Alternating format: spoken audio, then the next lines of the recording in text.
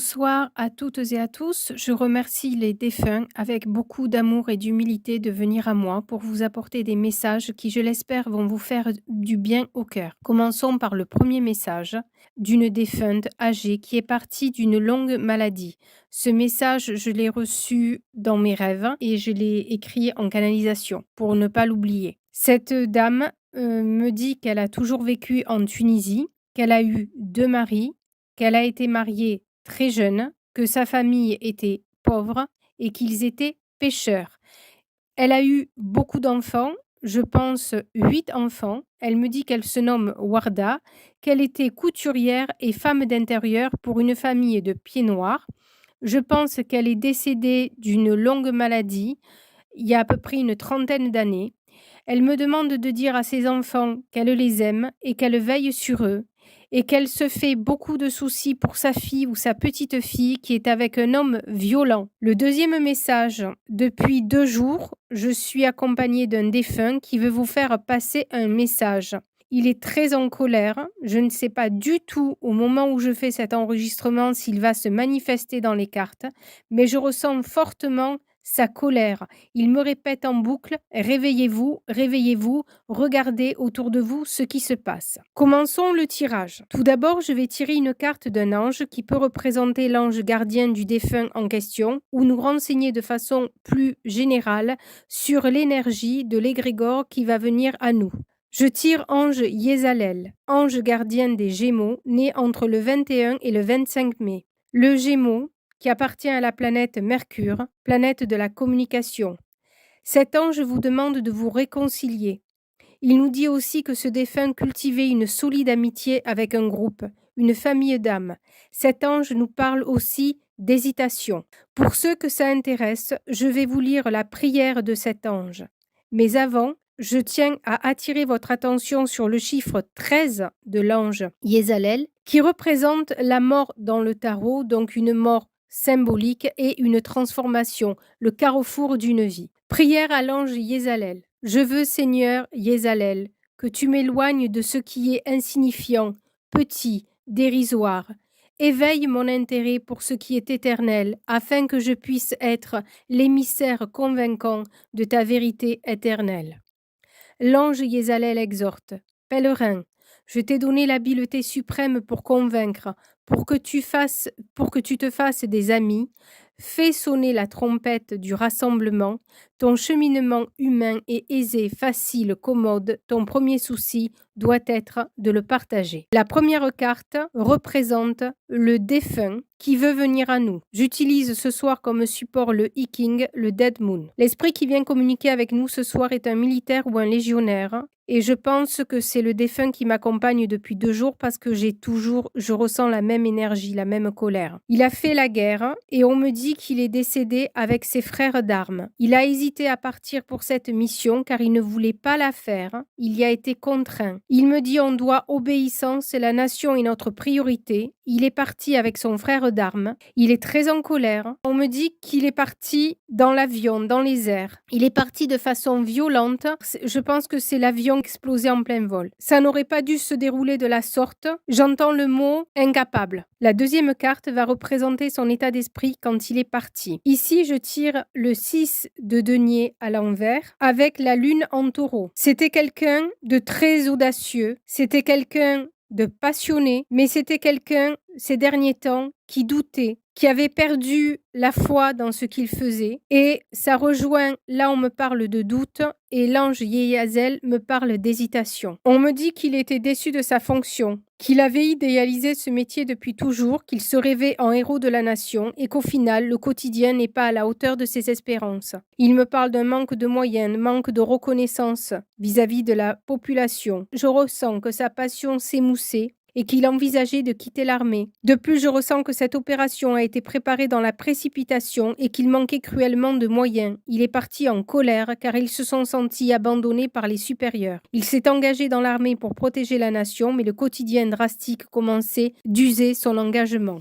Le message que vient vous délivrer ce défunt, le chariot à l'envers. Il vous dit de façon générale que l'on a nettement sous-évalué l'étendue du problème et les difficultés, que le dirigeant ou le supérieur hiérarchique est un dictateur incompétent qui nous conduit droit à la catastrophe. Il nous dit que cette personne fuit ses responsabilités et se fait manipuler comme une marionnette. Il nous annonce des agitations syndicales, des conflits graves et une révolution prochaine. Il nous dit aussi de nous réveiller et de ne pas attendre d'aide provenant de l'extérieur. J'entends, le combat ne fait que commencer.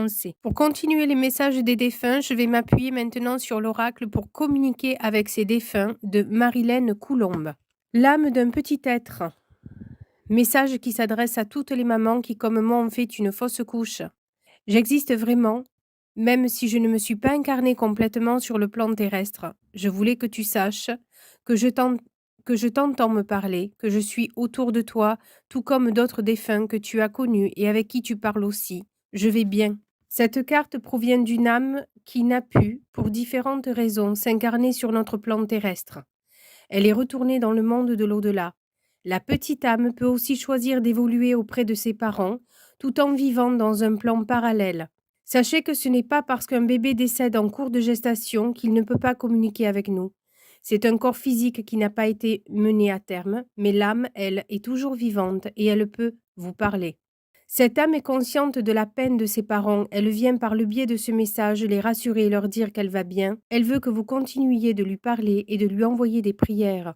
Comme le temps n'existe pas dans l'au-delà, ce petit être sera là au moment où les parents quitteront le plan terrestre. Et je me permets d'ajouter à ma fille bien-aimée.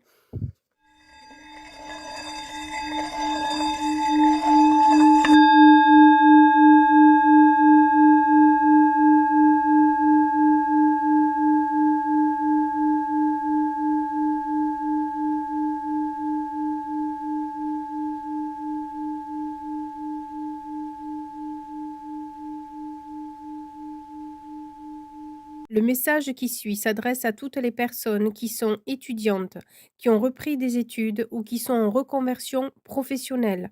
Votre ange gardien vous dit: vous allez apprendre une merveilleuse nouvelle, un poste qui ne se refuse pas, une inscription dans une école très renommée. Vous allez peut-être recevoir une prime ou une récompense. Vous êtes prêt à vivre une belle expérience, vous avez foi en l'avenir. Restez jeune et optimiste, jeune dans votre cœur, optimiste dans votre tête.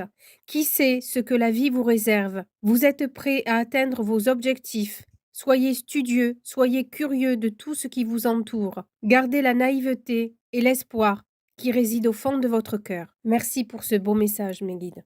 L'ange des Carabia, issu de l'oracle Les Anges déchus, s'adresse plus particulièrement aux personnes qui viennent de vivre ou qui vont traverser une période stressante, angoissante, comme une rupture sentimentale ou une perte d'emploi.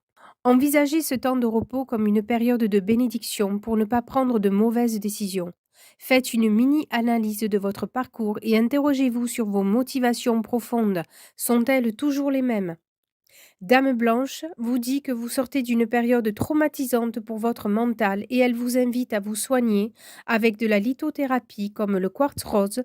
Elle vous demande de vous envoyer de l'amour et de vous orienter vers l'homéopathie, vers les plantes, plutôt que des psychotropes pour vous détendre. Le message qui va suivre est issu de l'oracle Message de vos êtres chers de Jackie Newcomb. Ne prends pas de décision importante à la va-vite, prends ton temps. Sers-toi des opportunités pour acquérir plus de connaissances sans sauter les étapes. Sois sûr que tu es capable de relever le défi. Tu ne dois pas travailler seul. Il y a toujours des personnes qui peuvent te venir en aide. Tes êtres chers se souviennent de toi. Tu as notre soutien inconditionnel à chaque fois que tu fais. Tu as tout le temps de prendre ta décision. Prendre son temps, ce message résonne avec le message de l'ange des Carabia qui vous demandait lui aussi de mettre ce temps de pause à profit pour vous reconcentrer sur vous-même et vous reconnecter à l'essentiel. La carte qui va suivre est issue de l'oracle Message du paradis de Doreen Virtue et de James Van Praagh. Je suis avec le reste de la famille.